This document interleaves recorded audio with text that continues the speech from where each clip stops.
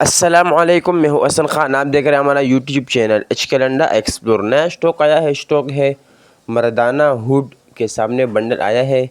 American Jong packing में है ये मर्दाना हुड।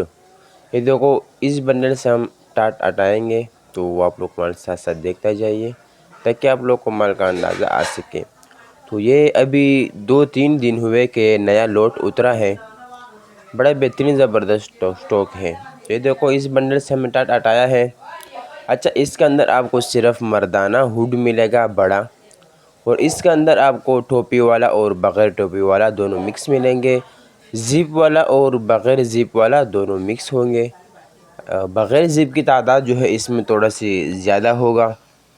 ये देखो, मिक्स आइटम है लेकिन होगा सिर्फ मर्दाना हुड ज़िप वाला। और ये देखो, ये ज़िप वाला पीस है और बग़ैर ज़िप वाला भी इसमें से होगा।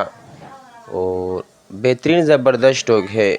और हम ये बात करें, इसका हम रेट का बात करें, क्योंकि सीज़न आने वाला है और रेट जो है इसका बहुत ज़्यादा मुनासिब रेट है।